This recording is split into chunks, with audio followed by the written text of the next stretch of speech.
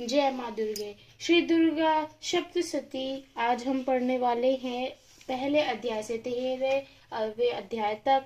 तो शुरुआत करते हैं पहले अध्याय की। महर्षि मार्कंडेय जी बोले, सूर्य के पुत्र सावर्णी की उत्पत्ति की कथा विस्तार पूर्वक कहता हूँ, सुनो।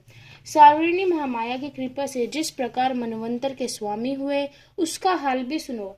पहले सवरोचिष नामक मनवंतर में चैत्रवंशी सूरत नामक के एक राजा थे। सारे पृथ्वी पर उनका राज्य था। वह प्रजा को अपने पुत्र के समान मानते थे, तो भी कोलवाद्यवंशी राजा उनके शत्रु बन बैठे। दुष्टों को दंड देने वाला राजा सूरत की उनके साथ लड़ाई हुई। कोलवा विध्वंसियों की संख्या कम होने पर भी राजा सूरत युद्ध में उनसे हार गए। तब वह अपने नगर में आ गए। केवल अपने देश का राज्य ही उनके पास रह गया और वह उसी देश के राजा होकर राज्य करने लगे। किंतु उनके शत्रुओं ने उन पर वहां भी आक्रमण कर दिया। राजा को बलहीन देखकर उनके दुष्ट मंत्रियों ने राजा की सेना और खजाना अपने अधिकार में कर लिया। राजा सूरत अपने राज्य अधिकार को हारकर शिकार खेलने के लिए बाहर घोड़े पर सवार होकर वहां से एक भयंकर वन की ओर चले गए। उस वन में उन्होंने महिषमेधा का आश्रम देखा। वहां मेधा महर्षि अपने शिष्यों तथा मुनियों से सुशोभित बैठे हुए थे और वहां कितने ही हिंसक जीव परम शांति के भाव से रहते थे। राजा सूरत ने महिषमेधा को प्रणाम किया और महर्षि ने भी उनका उचित सत्कार किया। राजा सूरत महर्षि के आश्रम में कुछ समय तक ठहरे। अपने नगर की ममता के आकर्षण से राजा अपने मन में सोचने लगे, पूर्व काल में पूर्वजों ने जिस नगर का पालन किया था, आज वह मेरे हाथ से निकल गया। मेरे दुष्ट एवं दुरात्मा मंत्री मेरे नगर की अधर्म से रक्षा कर रहे होंगे या नहीं। मेरे प्रधान हाथी, जो सदा मद की वर्षा करने वाला और शूरवीर था, मेरे वैरियों के वश में होकर ना जाने क्या दुख भोग रहा होगा। मेरे आज्ञाकारी नौकर, जो मेरी कृपा से धन और भोजन पाने से सदैव सुखी रहते थे और मेरे पीछे पीछे चलते थे, अब वे निश्चय ही उन दुष्ट राजाओं का अनुसरण करते होंगे तथा मेरे दुष्ट एवं दुरात्मा मंत्रियों द्वारा व्यर्थ ही धन को व्यय करने से संचित किया हुआ मेरा खजाना एक ही दिन अवश्य खाली हो जाएगा। इस प्रकार की बहुत सारी बातें सोचता हुआ राजा निरंतर दुखी रहने लगा। एक दिन राजा सूरत ने यह नम्र वचन सुन वैश्य ने राज सूरत को प्रणाम करके कहा। वैश्य बोला, राजन, मेरा नाम समाधि है। मैं धनियों के कुल में उत्पन्न हुआ एक वैश्य हूँ। मेरे दुष्ट स्त्री पुत्रादिकों ने लोभ के मारे मेरा सब कुछ छीन लिया है और मुझे घर से बाहर निकाल दिया है। मैं इसी तरह से दुखी होकर वन में चला आया हूँ और यहाँ रहता हूँ। मैं इस बात को भी नहीं जानता कि अब मेरे घर में इस समय सब कुशल है या नहीं। यहाँ मैं अपने परिवार का आचरण संबंध कोई समाचार भी नहीं पा सकता कि वह घर में इस समय कुशल पूर्वक है या नहीं। मैं अपने पुत्रों के संबंध में यह भी बंद मत कर।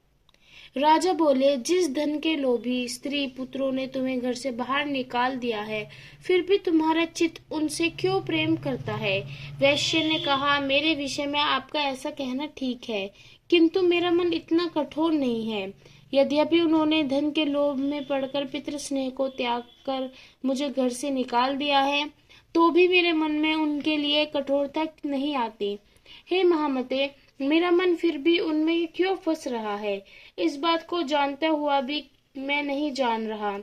मेरा चित्त उनके लिए क्यों दुखी है। मैं उनके लिए लंबी लंबी सांसें ले रहा हूँ। उन लोगों में प्रेम को भी नहीं है, फिर भी निस्नेहियों के लिए मेरा हृदय कठोर नहीं होता। महर्षि मार्कंडेय जी ने कहा, हे ब्राह्मण। इसके पश्चात महाराज सूरत और वह वैश्य दोनों महर्षि मेधा के समीप गए और उनके साथ यथा योग्य न्याय संभाषण करके दोनों ने वार्ता आरंभ की। राजा बोले, हे भगवान, मैं आपसे एक बात पूछना चाहता हूँ, सो आप कृपा करके मुझे बताएं। मेरा मन मेरे अधीन नहीं है, इससे मैं बहुत दुखी हूँ। राज्य धन आदि की चिंता अभी तक मुझ में बनी हुई है और मेरी यह ममता अज्ञानियों की तरह बढ़ती जा रही है। और यह समाधि नामक वैश्य भी अपने घर से अपमानित होकर आया है।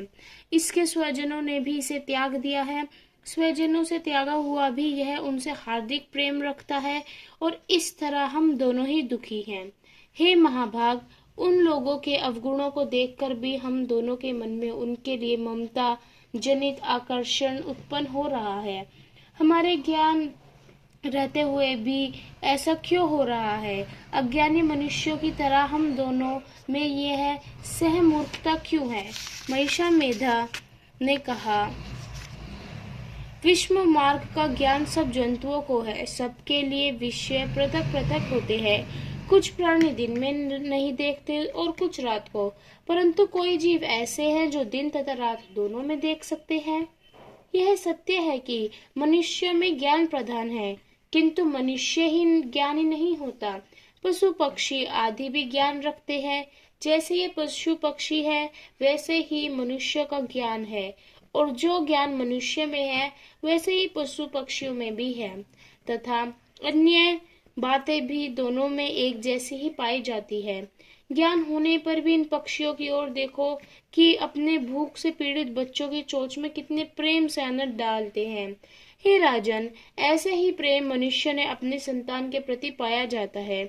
लोभ के कारण अपने उपकार का बदला पाने के लिए मनुष्य पुत्रों की इच्छा करते हैं और इसी प्रकार मोह के घड़े में घिरा करते हैं। भगवान श्री हरि की जो माया है उससे यह संसार मोहित हो रहा है। इसमें आश्चर्य की कोई बात नहीं है। वह भगवान विष्णु की योग निद्रा है। यह माया ही तो है जिसके कारण संसार मोह में जकड़ा हुआ है। यही महामाया भगवती देवी ज्ञानियों के चित्त को बलपूर्वक खींचकर मोह में डाल देती है और उसी के द्वारा संपूर्ण जगत की आप महामाया कहते हैं। हे ब्राह्मण, वह किससे कैसे उत्पन्न हुई और उनका क्या कार्य है? उसके चरित्र कौन कौन से हैं? हे प्रभु, जैसा उसका प्रभाव हो, जैसा स्वरूप हो, वह सब कृपा करें और हमें कह सुनाइए। मैं आपसे सुनना चाहता हूँ। महर्षि मेधा बोले, राजन, वह देवी तो नित्य स्वरूपा है। उनके द्वारा यह संसार रचा गया है, तब भी उनकी उत्पत्ति अनेक प्रकार से होती है। वह सब आप मुझसे सुनो। वह देवताओं का कार्य सिद्ध करने के लिए प्रकट होती है। उस समय वह उत्पन्न हुई कहलाती है।